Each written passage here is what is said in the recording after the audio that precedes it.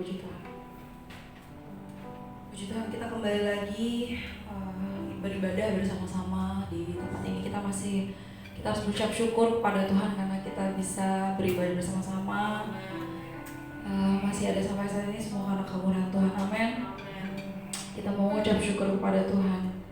Haleluya. Kita mau bersyukur kepada Tuhan. Terima kasih Yesus. Masuk ke dalam hadirat Tuhan. Masuk ke dalam penyembahan Tuhan.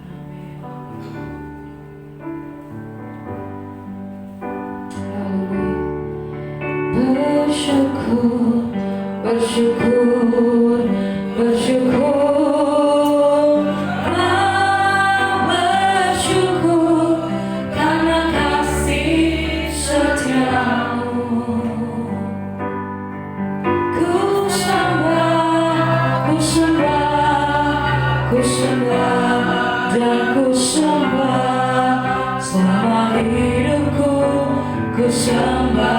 Saya undang jemaat Tuhan untuk bangkit, biar kita katakan bersyukur, bersyukur, bersyukur, bersyukur,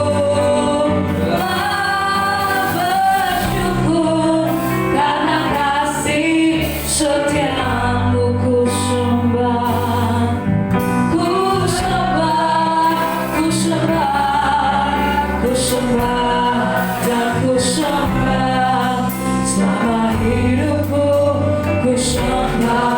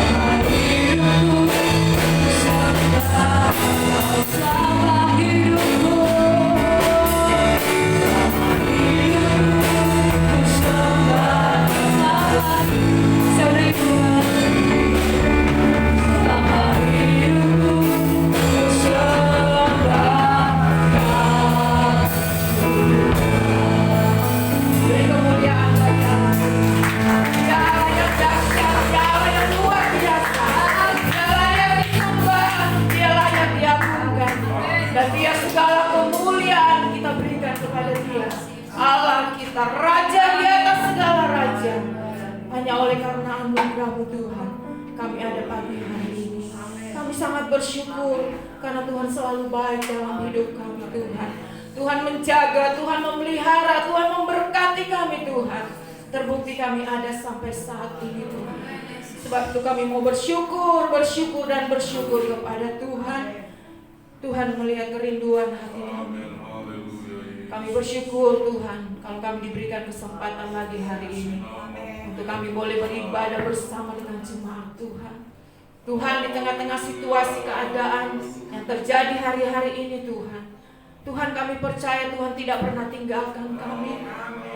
Sehingga ada kerinduan yang dalam Tuhan untuk kami boleh bersama-sama bersekutu beribadah kepada Tuhan. Karena kami percaya Tuhan, firman-Mu berkata bahwa kami umat Tuhan, kami harus beribadah kepada Tuhan. Keadaan apapun Tuhan, kami harus beribadah kepada Tuhan. Dan pagi hari ini kami bertindak dengan iman kami Tuhan. Kami melangkah datang di rumah Tuhan untuk kami beribadah kepada Tuhan. Dan hamba-Mu percaya setiap jemaat Tuhan yang boleh melangkah datang di tempat ini, Tuhan menjaga, Tuhan melindungi, bahkan Tuhan meluputkan Tuhan. Karena Tuhan melihat kerinduan kami untuk datang kepada Tuhan. Terima kasih Bapa Surgawi. Tuhan pimpin ibadah kami dari awal pertengahan sampai pada akhirnya. Setiap para pelayan altar yang mengambil bagian pagi hari ini tinggal dalam urapan kuasa-Mu Tuhan. Dari mulai pemimpin pujian, para singer, pemain musik Tuhan, urapi mereka Tuhan. Menghantar kami jemaat Tuhan masuk dalam hadirat Allah lebih dalam lagi Tuhan. Menikmati hadirat Tuhan di dalam pujian penyembahan kepada Tuhan. Dan biar pujian kami menjadi korban persembahan yang menyenangkan hati Tuhan pagi hari ini.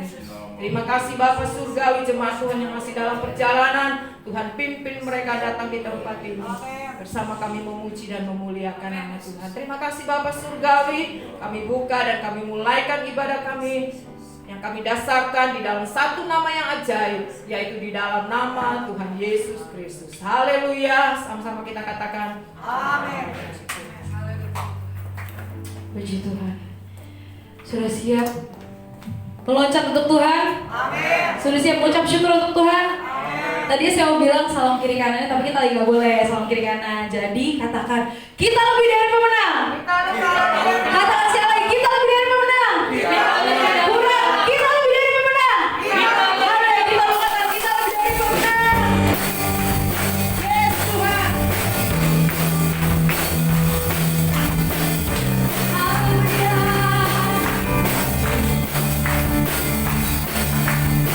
Kita lebih dari pemenang.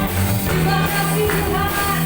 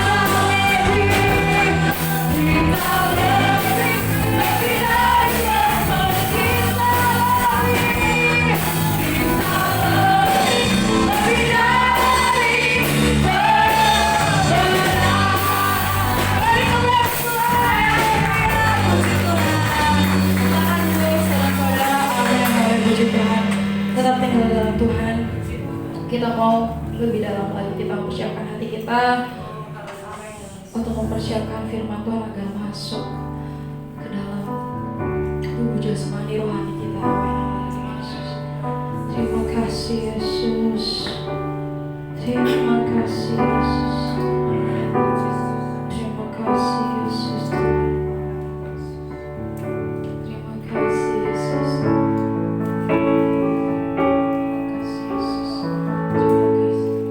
Karena salibmu ku hidup, karena salibmu ku menang.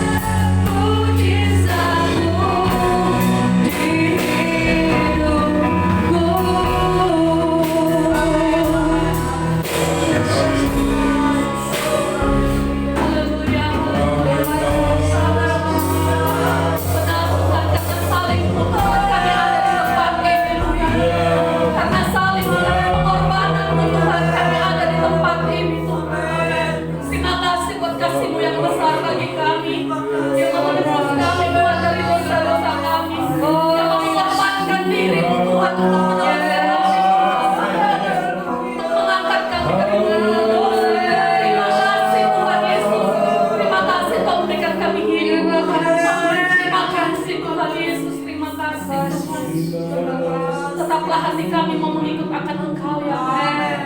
Karena Engkau sungguh Tuhan sudah menyatakan kasih-Mu kepada kami.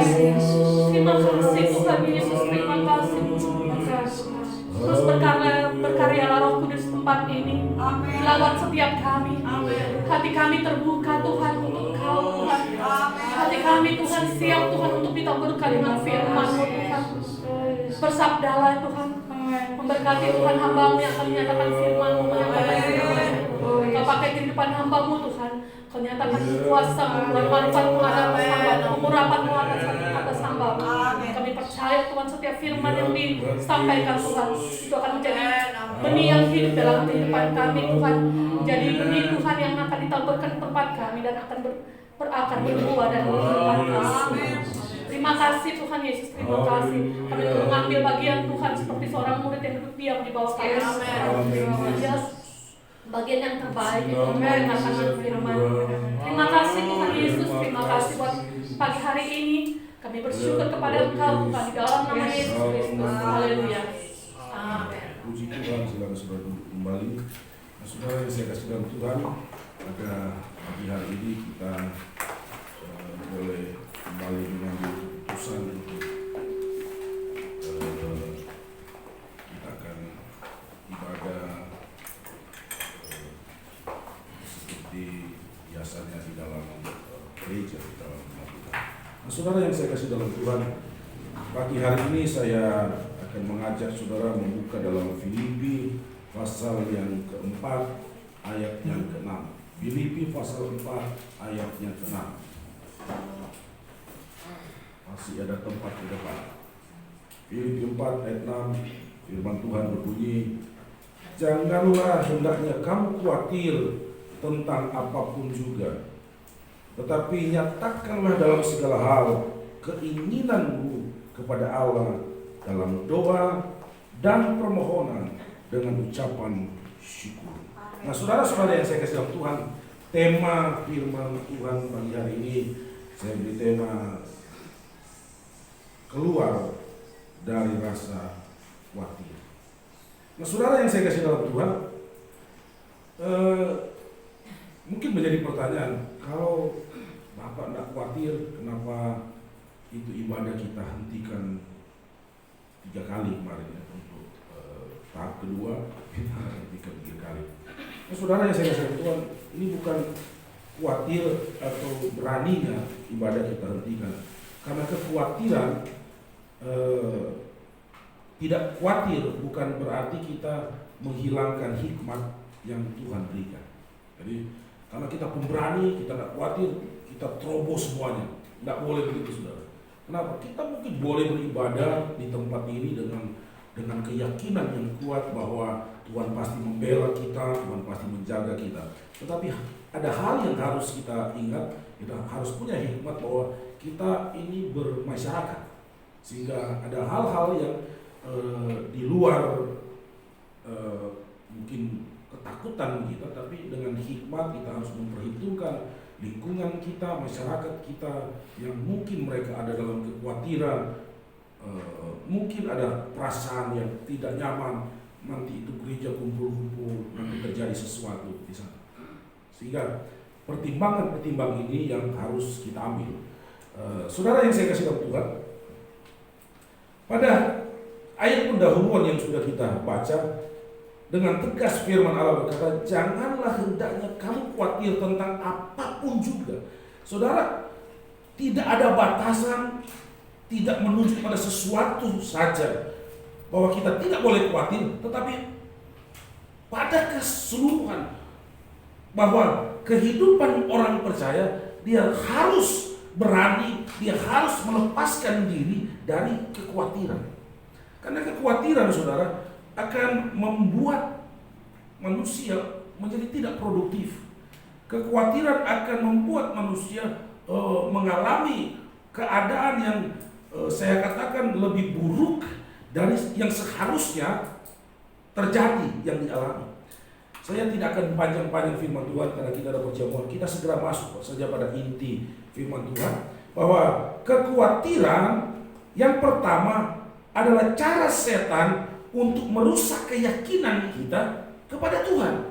Jadi yang pertama, kekhawatiran cara setan merusak hubungan kita, keyakinan kita kepada Tuhan. Saudara, kalau saudara sudah khawatir, itu Tuhan pun saudara jadi tidak ingat, jadi tidak percaya.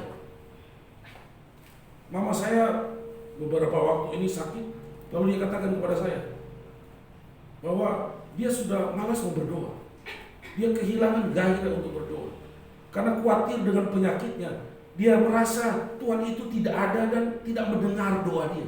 Saya ketawa karena mama sih, saya ketawa, saya bikin dia rileks. Saya katakan bukan berarti mama berdoa Tuhan tidak jawab, sehingga mama masih merasakan sakit. Saya kasih, akhirnya dia bangkit lagi, dia mau berdoa lagi. Nah saudara yang saya kasih tahu Tuhan, nah ini strategi dari setan melepaskan kekhawatiran dalam kehidupan kita, supaya ketika timbul kekhawatiran, maka kekhawatiran itu akan menutup, akan membuat kita menjadi tidak percaya lagi kepada Tuhan, menjadi hidup dalam ketakutan, merasa Tuhan tidak ada, merasa Tuhan tidak bisa membela kita. Saudara, dalam 1 Samuel pasal 13 ayat 5 dan 9 firman Tuhan berkata seperti ini. Adapun orang Filistin telah berkumpul untuk berperang melawan orang Israel dengan 3.000 kereta, 6.000 orang pasukan berkuda, dan pasukan berjalan kaki sebanyak pasir di tepi laut. Mereka bergerak maju dan berkemah di Mikmas di sebelah timur Bet Awen. Ayat 9. Sebab itu Saul berkata, bawalah kepadaku korban bakaran dan korban keselamatan, lalu yang persembahkan korban bakaran. Saudara bisa baca satu Yeriko. Intinya begini, saya ambil tadi ayat 5. Ketika Saul melihat bahwa orang Filistin telah maju berperang, telah berkumpul, mempersiapkan peperangan melawan orang Israel. Nah saudara, biasanya orang Israel sebelum mereka berperang, mereka mempersembahkan korban kepada Tuhan, korban pendamaian, supaya ketika mereka berperang, mereka sudah damai dengan Tuhan, dosa mereka sudah dihapuskan, sehingga Tuhan membela mereka dan mereka akan menang dalam peperangan. Tetapi musuh makin dekat, Samuel belum datang-datang. Lalu Saul mengambil keputusan karena kekhawatiran dia, musuh sudah dekat, kekhawatiran yang berlebihan, kekhawatiran yang sangat besar dalam kehidupan Saul, maka dia bertindak di mana dia mengambil korban yang seharusnya bukan tugas dan tanggung jawabnya. Dia suruh mengambil bawa korban, bawa di sini domba, bawa di sini korban yang harus dipersembahkan kepada Tuhan. Lalu saya akan membakar, saya akan mempersembahkan kepada Tuhan. Saudara lihat, dia melawan Tuhan. Dia tidak percaya lagi bahwa Tuhan sanggup menolong dia.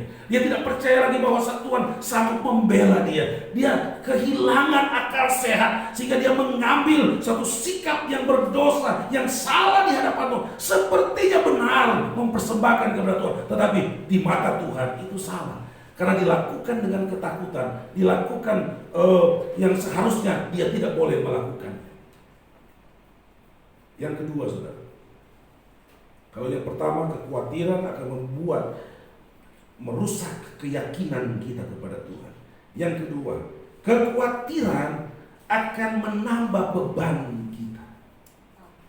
Kalau kita khawatir, saudara, yang ada persoalan yang kita hadapi bukan makin ringan, tapi makin bertambah. Saudara, ada satu peristiwa begini, saudara. Kebetulan hari Kamis kemarin saya berangkat ke Cirebon dengan teman-teman hamba Tuhan. Lalu di mobil kami bercerita, saudara. Jadi karena bercerita juga tentang COVID yang sementara mewabah, bercerita bagaimana pelayanan, bagaimana jemaat, ya berdampak semua. Jadi keadaan yang ada masih berdampak kepada seluruh umat manusia. Tapi ada satu masa, saudara, kejadian yang berat di dunia ini, dia hanya berdampak kepada orang dunia, tapi kepada orang percaya dia tidak akan berdampak. Karena peristiwa Tula bangsa Israel dan Mesir, ketika bangsa Israel di Mesir, ada beberapa Tula yang dimana bangsa Israel mendapatkan bangsa Mesir. Walaupun sudah Tula itu ditujukan kepada Mesir, kepada dunia, di Mesir kan gambaran dunia. Tetapi bangsa Israel masih merasakan berat. Tapi ada beberapa Tula kemudian dimana bangsa Israel tidak lagi mengalami, bangsa Mesir mengalami, bangsa Israel tidak. Nah, jadi kami bercerita bagaimana terdampak di tengah-tengah jemaat, kehidupan jemaat, pekerjaan mereka, usaha mereka, bahkan kesehatan mereka.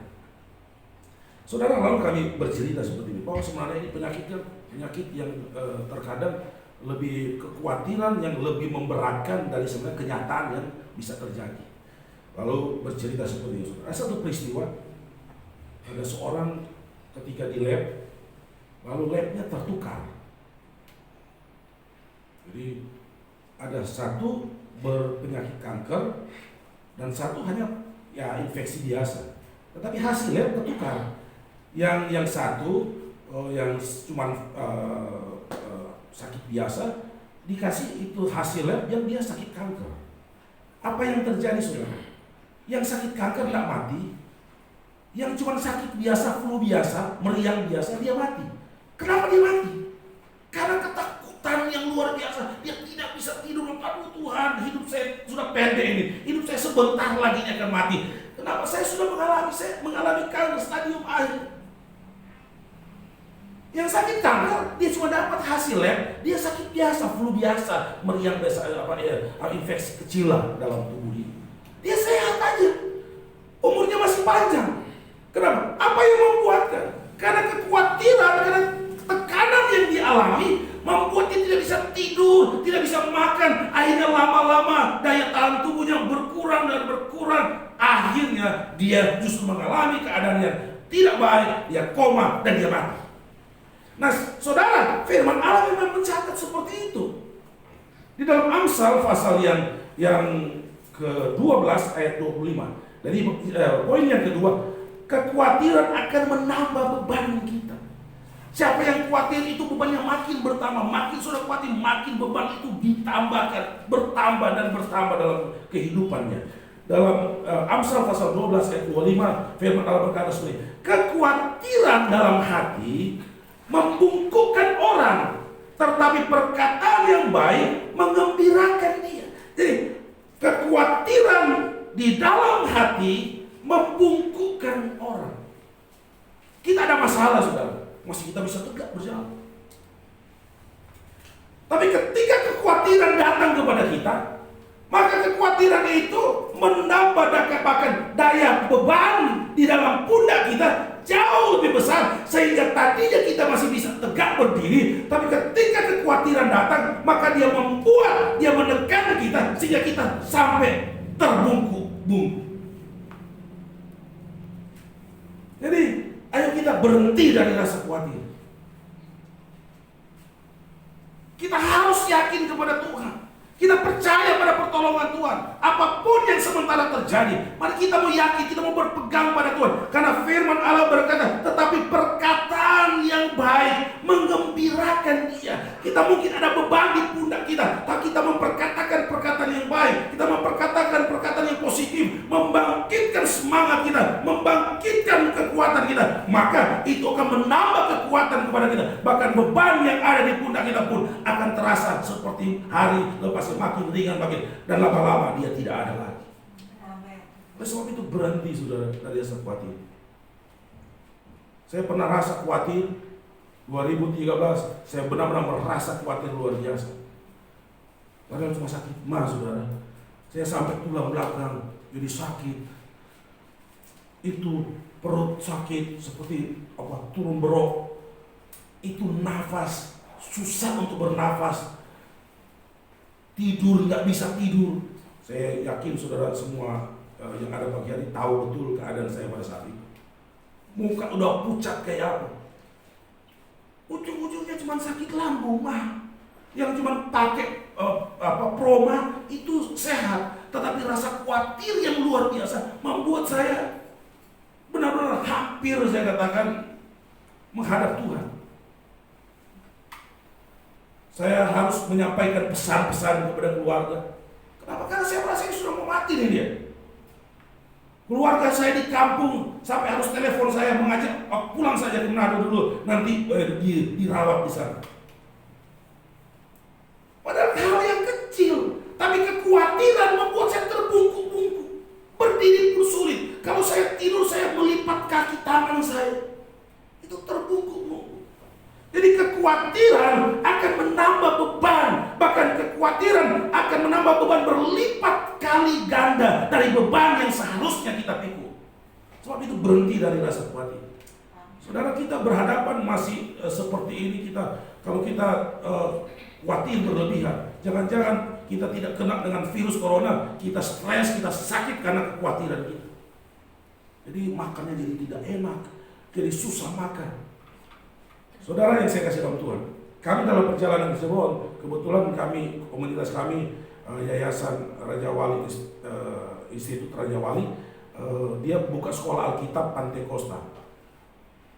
Saudara, saya salah satu konselor di sana, memegang 4 siswa. Salah satu siswa yang saya pegang itu di Amerika, di Dover. Jadi ketika kami masuk dalam roomnya konselor, saya harus bercakap-cakap dengan siswa-siswa tersebut.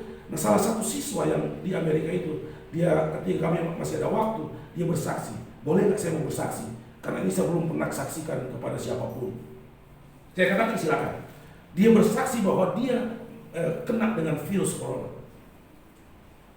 Dia kena dengan virus corona. Dia tertekan luar biasa. Kakaknya seorang dokter. Kakaknya dia katakan, nggak usah ke rumah sakit. Kamu isolasi mandiri aja di apartemen kamu. Lalu dia mengurung diri di sana sendiri. Dia merasa tekanan yang luar biasa. Dan dia katakan rupanya sesak nafas yang dialami bukan karena corona yang dia kena sama dia, tetapi karena ketakutan yang berlebihan. Lalu dia berdoa kepada Tuhan, Tuhan tolong saya Tuhan. Tapi dia tidak merasakan pertolongan Tuhan. Bahkan makin hari makin dia merasa sesak nafasnya. Dia makin sungguh-sungguh berdoa kepada Tuhan. Dan dalam doa dia, tiba-tiba dia mendengar suara Tuhan.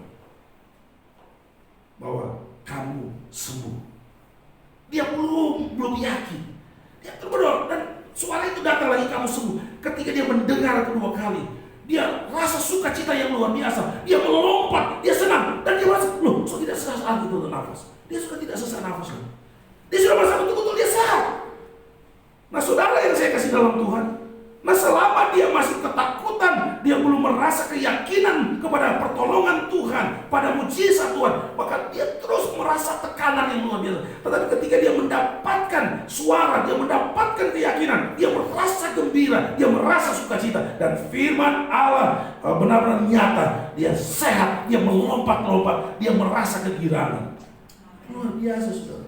Soal itu berhenti dari rasa khawatir. Memang Alkitab katakan kok, jangan khawatir.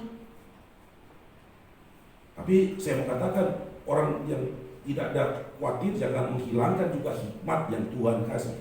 Wah, saya tidak khawatir, ada orang yang kena virus corona. Ayo, mana itu air liur kamu, saya pegang dalam nama Yesus, saya tidak kena corona. Coba pegang, saudara. 2 hari kemudian sudah pergi di ICU. Hikmat juga. Kalau pemerintah bilang jangan banyak berkumpul di keramaian, janganlah banyak berkumpul di sana. Kalau pemerintah katakan pakailah masker, saudara. Kalau pemerintah katakan rajinlah cuci tangan, rajinlah cuci tangan. Saya itu dulu malas cuci tangan. Nah, boleh jadi rajin. Karena kita mau ikut, itu hikmat yang Tuhan berikan. Untuk kita mau taat, pemerintah itu wakil Tuhan.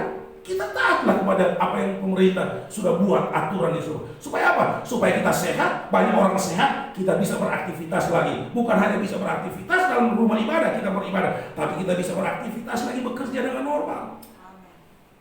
Tidak seminggu 2 kali, tapi full seminggu bisa kerja. Kita lebih bisa berusaha dengan normal. Kenapa? Karena kita mengikuti aturan, hikmat yang diberikan, kita ikuti benar-benar. Yang terakhir, saudara, kekhawatiran, bagian yang ketiga, tidak dapat menyelesaikan masalah kita. Saya ambil firman Tuhan, saya tidak mau pakai karang-karang. Saya bukan seorang akademisi yang senang menafsir, senang membuka, enggak. Saya cuma sekolah Alkitab biasa, saudara. Saya heran kalau mereka undang saya khotbah, saudara, ditaruh STH. STH dari mana ya? Enggak ada STH. Saya cuma tamatan sekolah Alkitab. Hari Rabu kemarin saya khotbah lewat Facebook di satu grup yang cukup besar. Lalu beberapa hari sudah ditaruh di model iklan seperti itu. Hari Jumat jam 9 pagi pelayanan firman Tuhan oleh pendeta Henry Modor STH. Saya mau ketawa, saya geli juga, saudara. Saya lebih senang saya sekolah Alkitab yang pelatihan saja, tapi yang saya melakukan, saya mau sungguh-sungguh melayani Tuhan. Sehingga tidak perlu banyak tafsir-tafsir. Tidak dapat menyelesaikan masalah. Matius pasal 6 ayat 27. Bagus sudah membaca perikop ini, tapi saya ambil satu ayat saja. Siapakah di antara kamu yang karena kekhawatirannya dapat menampakkan sehasta saja pada jalan hidupnya? Tidak menyelesaikan masalah. Firman Allah, siapakah di antara kamu yang karena kekhawatirannya dapat menambah selangkah? Karena saya khawatir maka saya sukses. Karena saya khawatir maka saya sehat. Karena saya khawatir maka saya mengalami kemenangan. Enggak ada kata firman Tuhan. Karena saya khawatir akhirnya langkah hidup saya, perjalanan hidup saya makin panjang. Enggak. Sudah baca perikop ini. Tuhan menyiapkan, Tuhan menyediakan. Burung-burung saja tidak menabur, tapi dia diberi makan oleh Tuhan, dia bisa makan minum. Bunga-bunga di padang yang tidak meminta, tetapi semua baju yang dipakai oleh Salomo, semua keindahan yang dipakai oleh Salomo tidak sebagus bunga-bunga yang ada di taman. Nah saudara, yang saya kasih dalam Tuhan, sebab itu saya katakan, ayo kita mau keluar, kita berhenti. Kita mau berhenti dari rasa takut. Kita berhenti dari rasa khawatir. Kita keluar, kenapa? Karena Tuhan kita adalah Tuhan yang memberikan jaminan kepada kita. Tapi sekali lagi saya tekankan saudara, jangan sampai karena kita tidak khawatir kita jadi orang sembrono, kata orang di kampung. Wah ini anak jualan tidak pakai masker. Ayo, saya mau tantang, saya ini anak Tuhan, saya tidak khawatir. Mana-mana pakai masker. Yang pertama saudara, hukuman pertama kalau ketemu itu gugus tugas itu dia, pasti saudara disuruh push up, atau disuruh baca Pancasila dan nyapu jalan, atau bayar denda 250.000. Sudah pasti itu saudara. Dan bahaya kemungkinan saudara bisa terkena dengan virus corona. Sebab itu mari kita tidak khawatir, tetapi kita tetap punya hikmat, berjalan dengan hikmat yang Tuhan juga berikan. Ayat yang terakhir saudara, Mazmur pasal 55 ayat 22, firman Allah berkata, serahkanlah khawatirmu kepada Tuhan, maka Ia akan memelihara engkau. Bagian A sama dengan ayat dalam 1 Petrus pasal 5 ayat 7. Serahkanlah segala kekhawatiranmu kepadanya, sebab Ia akan memelihara kamu. Tuhan tahu manusia, nama juga manusia ada kekhawatiran. Saya ketika dampingi Iren bawa mobil ada kekhawatiran. Ya, bisa. Ketika saya pergi ke Cirebon, akhirnya untuk pertama kali dia berjalan sendiri bawa mobil, saya tidak dampingi. Ada kekhawatiran. Nah, kalau kamu sampai di sekolah langsung WA apa bahwa kamu sudah sampai. Sebab kalau belum dapat kabar bisa khawatir. Saudara, Tuhan tahu manusia, kita manusia pasti ada kekhawatiran. Itu tidak lepas. Tetapi Tuhan menjamin. Tuhan katakan, serahkanlah atau bawalah khawatirmu kepadaku. Kita punya tempat untuk membawa kekhawatiran kita. Kita punya tempat di mana ketika kekhawatiran kita taruh, maka di situ ada pertolongan, di situ ada jalan keluar. Kalau mama saya katakan di kampung, kalau manusia itu sudah ada khawatir, itu manusia yang sudah ada nafas itu dia. Saya kata betul juga Maya. Tapi saudara yang saya kasih dalam Tuhan, tapi Tuhan mau menyambut kita. Tuhan selalu membuka pintu. Ayo, kalau toh memang kamu ada kekhawatiran, datang kepadaku, serahkan kepadaku, maka aku akan memelihara kamu, aku akan menolong kamu, aku akan membela kamu, aku akan menjaga kamu, aku akan melindungi kamu, aku akan menyelesaikan masalah. Kalau kamu berdiam dalam kekhawatiran, itu tidak menyelesaikan masalah. Kalau kamu berdiam dalam kekhawatiran, hanya akan menambah beban saja. Kalau kamu harus berdiam dalam kekhawatiran, itu kamu melawan, kamu membuat kamu tidak percaya kepada Tuhan. Tapi kalau kamu ada khawatir, ayo datang kepadaku, serahkan kepadaku, maka semuanya selesai. Serahkan kepadaku, maka semuanya akan beres. Karena Tuhan kita berkuasa untuk menolong, untuk memberkati. Apapun beban, apapun berat, ringan, Tuhan sanggup untuk menolong, Tuhan sanggup untuk melepaskan saudara dan saya. Saudara berdiri, kita akan masuk dalam perjamuan asal yang kudus. Karena salib itu, kita nyanyikan terus lagi. Salib Tuhan memberikan kemenangan. Salib Tuhan memberikan kelepasan. Salib Tuhan memberikan kesembuhan. Salib Tuhan memelihara saudara di setiap waktu, dimanapun saudara pergi, dimanapun saudara berada. Kemenangan yang luar biasa pasti terjadi dalam kehidupan saudara dan saya. Haleluya.